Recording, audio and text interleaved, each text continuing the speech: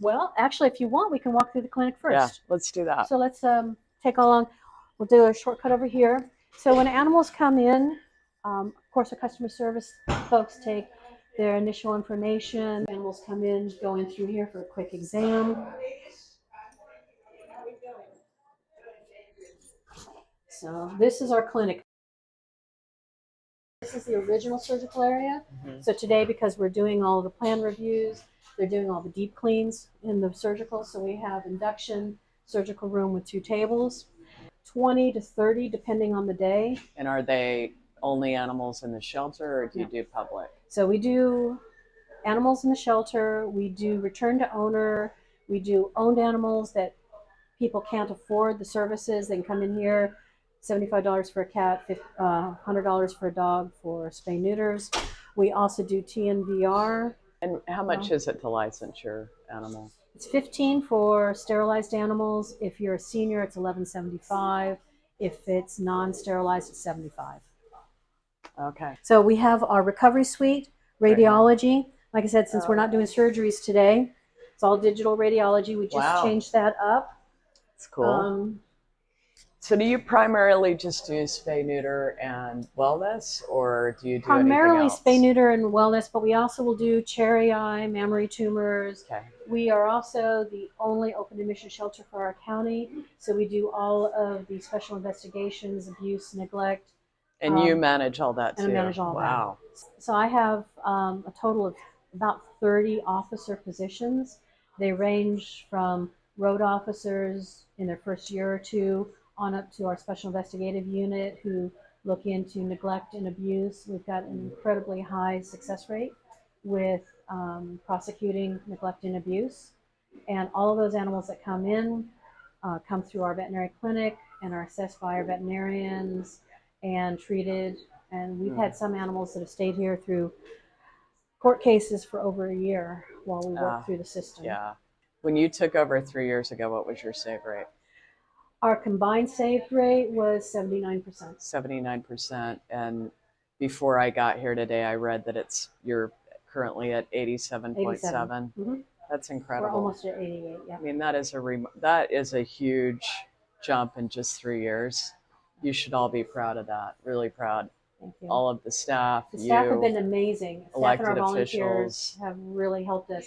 If we didn't have our staff and our volunteers working so hard to place these animals, since I got here, we've added in adoption coordinators, foster coordinators, because we believe in community sheltering. Yeah. These animals don't need to be here. We should focus our resources on the things that only we can do, which is abuse, neglect cases, animals that need a lot of intensive work.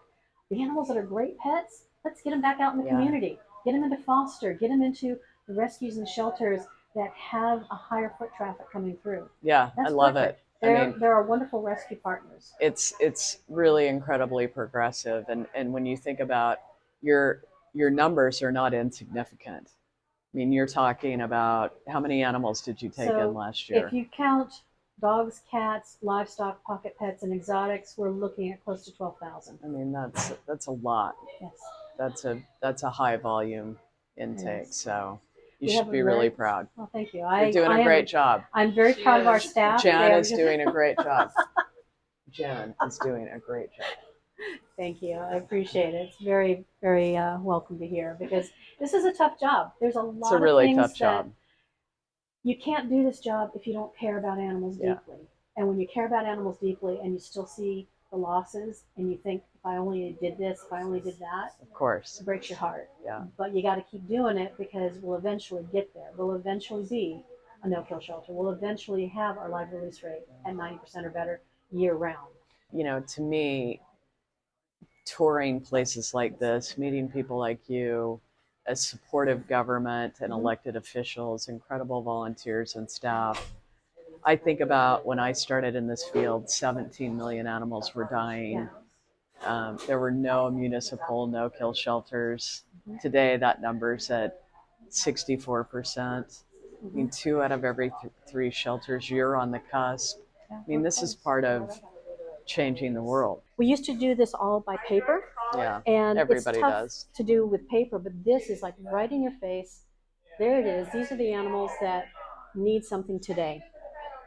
Yeah. That's cool. The dogs already, expanding it to the cats. So every cat in here, staff put some behavior notes, so it's right in your face if you're staff or volunteers, what are okay to do, what's not okay to do. We also do have kids who come in to read to animals. Perfect. So we have this, and it makes it really easy to know which ones they should stay away from, which ones they should spend some time quietly talking to. When we have compatible animals, to keep them in here where the public can just come in, sit down, and actually have time with them. So this will be something that we'll see a lot more of in the future. Many of these cats come to us either through seizures or their owners dying, and this is a totally freak out place for them. So these group rooms really help. Yeah, they do. Anybody who's a Playgroup rock star gets a gold star. Volunteers tell people exactly what's going on with everybody. Hey guys! We also used to have everybody have their own leash, every staff member and every volunteer. We were finding too much disease transmission because they were using the same ones. So now every dog, we spend a little bit more on leashes, collars, but it's worth it. So pretty much this is all of our enrichment and treat area. Good morning. Morning. So volunteers, and there are two B&E folks, three B&E folks actually. So we run play groups out here every day, and we have the small pens to do rotations and introductions. And this is also where we gauge who we can pair up by doing pairing sessions. Summertime, we kind of have restrictions in that it gets too hot out here after 11. Yeah. So everybody comes in early and finishes all of the dog walking and all the play groups and all the rotations by 11.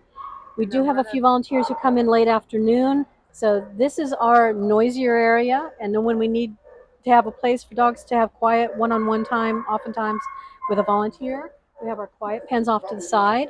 And so there's a little plastic couch, it's a place to relax where they can just cuddle dogs. So when the dogs come out here, they know this is the time to run off my energy, this is my time to have fun. How many employees do you have total? If you include all of our field staff, clinic staff, shelter staff, admin staff, I have 130. Wow. Brittany's our behavior manager, Yeah. so the guys work for her. How many guys do you have? 4? 3? 3.5? All right. I love it. I have, they're DPFL trained, and then I have about 5 volunteers that are DPFL trained. So I saw you out there with the dogs. Yeah, we like to start our days off by getting what we call our purple flag dogs out. Those are our dogs who are going to have like any type of injury, spay and neuter surgery, or something causing them to have issues walking or any form of issue. We let them out first. We don't have any water out, and we monitor them. Then we start up with our assessment dogs. Those can be ones who just need to know how their dog is. They could have had a bad experience out in the world. And then we move on to our fun play group area. Yeah. If we get through our play groups pretty fast, I like to bring out some more dogs. I like to call them TLC dogs who need a little bit more love and attention. That lets us get them more friendly. Hopefully, in a couple of days, they come around and want to be more animated out in the yard. We've had that happen for, I want to say, when I first started, about 5 different dogs that happened to, and that's what made me fall in love with it even more. So who do you have out here right now? So in the yard right now, pardon me. Right now we have Roy. Are we able to come in? Can we go in? Yeah, of course. Okay. I know we were allowed to go in. Into the play yard. Come on in. Shuffle in. Over there, sniffing that pole. That's Roy. Uh-huh. Our little guy over there, the black and brown. Yeah. That's going to be Aaron, one of our TLC dogs. This is Hubba. Uh-huh. He's one of our rock stars out here. Wiley, another rock star dog. These guys help us out with dogs who can be a little funny, whether they're scared or a little too antisocial with dogs. They have a good dog-to-dog socialness that they can read on it. They can pick up on what the dog is feeling. They're the party dog. Yep. They're the dog everyone wants to party with. Yeah, or we call them tester dogs. Yeah. I think on our board, we have as Uber friends because they're friends with just about everybody. They're so happy. So how long do you keep them out here? So they can be out here for from anywhere from 5 minutes to about an hour and a half. We like the better they are in their dog socialness, the longer they get to be out. So like dogs like Wiley and Roy, they can be out here as early as 8 a.m. and stay until 12. Do you love your job? Way too much. You love your job. I can't look. I can tell. This is my passion. When I started at my last shelter, Peggy Elms, I got to come over here. I wanted to be in behavior the first day. Yeah. Got the chance to do it here, and I've never been happier. You're a happy guy. Because you get to do you see so much. It's never the same. It's every day is a new day for you. These two, they're roommates currently. They're so cute. And how long have they been with you? I want to say Roy's been here a couple months. Wiley, almost a year. No, it was great meeting you. Thank you. Really. And so she has done amazing work with not only personally helping people with adoption and doing more interviewing as opposed to great. application, Cool. this is what you're going to get, but she's also training all of her volunteers to be open adopters and to talk to people about what they need out of an animal. Don't just have a preconceived idea. Why don't you explain some of the stuff you've been doing? Matchmaking, find out kind of what personality and temperament they want. And then, point to them some dogs that might fit what they're looking for, tell them about the 333 and why decompression is so important, and, patience are needed for a lot of these animals. Yeah. So. Perfect. I love it. It's great. Thanks so much for coming today. Oh, I'm so happy to be here, and I love that. A dedicated position. The volunteers and the B&E staff every day are updating who's doing what's going on, trying to kind of keep a handle on this, and then this is all put back into Chameleon, so we have records on every animal. Perfect. We're trying to make sure that we put as much of what the staff knows into the record. So they have their food, water, beds. They're ready to go right now. Somebody could walk in the door at noon, walk out with a dog half hour later. Perfect. Our volunteers gave us this. We have our meet and greet areas both here and there. Kennel 2 is our stray hold area. So all the dogs right now have a 4-day stray hold.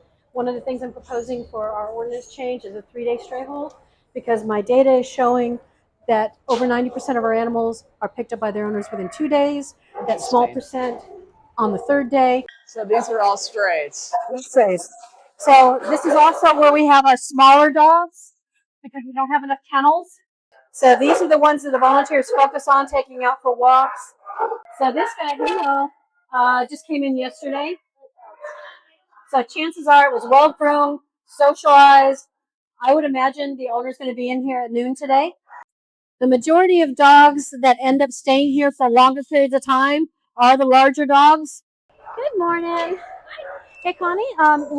Connie's one of our volunteers. This is Julie Castle. Very nice to meet you. She's from Best Friends. Yeah. And Fabi. Hey, Fabi's another one of our volunteers. How you doing? Nice to meet you. Nice to meet Julie you Castle too. from Best Friends. And Very we could cool. not do what we do if it wasn't for our volunteers. Like I said, we have over 300 volunteers, each of them dedicated in different areas. So these folks are dedicated dog people. I do have my dedicated cat people. I have a dedicated chicken person. Everybody's got their niche. But the reason that we are now 5 months in a row, 90% or better for dogs, a lot of that is because the volunteers. Thank you. Thanks for all you do. It's great. It's terrific. And then this is the walking path. So we have these little signs. There's a dozen of them. Yeah. And as you're walking around, the volunteers will go to the sign and help train the dog on what a behavior is. Is it just stop and be calm, sit, lay down, come back? So all these little behaviors to help make them better potential adoptions. The whole back area is our livestock. And how much livestock do you relate to? Is it significant or not really? It can be. Yeah, so we had a seizure of 2 pigs that were part of that neglect and abuse case. We've also got some roosters who are left. So we have a whole pig area at the sanctuary. Oh, and they're incredible animals. They're so smart. They're really smart animals. Mm-hmm. We also run the pet-friendly shelter, so those 2 trailers have all of our supplies for running pet-friendly shelter. Oh, good. And so we set up at one of the rec centers. Cool. And can handle up to 500 animals coming in during emergency activation. Wow. So my staffs the whole thing. We have our small pasture, holding pens. Oh, wow. And then we have our laundry facilities, storage areas. What's your square footage here? 49,000 square feet Wow. for animal and human space.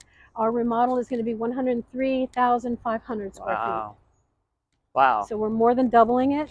Wow. And we're having a two-story building, which will be nice. Oh. So this building here will be connected by a series of 4 little garden areas to a building that's in this parking lot. That'll be the 2-story. So all of our offices, admin, the non-immediate need for animal access will be upstairs. Downstairs will be clinic offices. Then the majority of the building gets turned into clinic with 2 additional kennels, a new barn, new pastures, new multi-purpose pens. Wow. Wow. It's a big endeavor. Yes. Really big endeavor. Here's the other half of my dynamic duo. This is Emily. She's my foster coordinator. So nice to Julie meet you. Castle. Yeah. So between these two, They're the dynamic duo. they are.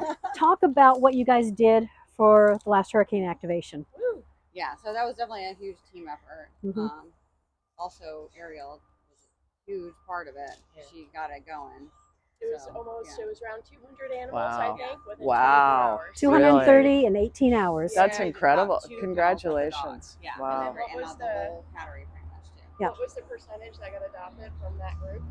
So for the dogs, it was a little bit less. I would say it was like 65, but the cats was like over 75%. Wow. were adopted Whoa. by the people. And then within 3 Congratulations. months, Yeah. within 3 months, you had everybody but 2 dogs adopted. Right. So I've been in this field 30 years too. Yeah. We're still kicking. Survivors. We're still alive. Survivors. 30 years. yeah, It's awesome. He started out as a kennel tech. You've moved your way up through field. You were running field for many years. Just promoted to assistant director 3 years ago. You've done all the Something like that. things. Yeah. There's a special DNA it requires to be here this long, right? Yeah. So anyway, bless you. Congratulations. Nice to meet you. Let me quick show you some of our plans. Oh, good. I'm Oh working my gosh. through. Are you kidding me? Look at this. So this is my. Yeah, I have to go wow. through page by page. Okay, you're this making- far down the road. Wow. With a plan to break ground October, November sometime. Wow. That is. It's been in the making. It's a lot of work right here. A lot of work. Somebody touched every single one of these pages. Yeah. And you've got to review them all. Yes. Good luck with this. Yeah. Remodeling each of our existing kennels. So going from 48 kennels down to 36 in each of them. So they're going to be bigger, better within that area. Adding in 2 new kennel buildings that are indoor, outdoor. Adding this whole entire back area, which will include our first ever quarantine isolation areas, the vet area. We have now neonate areas. We have TNVR areas. My office and this whole back area are all all cat rooms. So multiple cats, up to 8 to 10 cats in each room. And they all have indoor, outdoor access. Great. So it's incredible. First time we've had indoor, outdoor access for kitty cats. Very cool. So. Well, that is amazing, and I'm excited to see it. And hopefully, how many years away? 3 years? It's 2 years, 10 months for the construction, and if we start the demolition in say November, then we're looking at 2028. Yeah. Well, hey, I think we should grab a group photo. Yes. Can we do that? Definitely.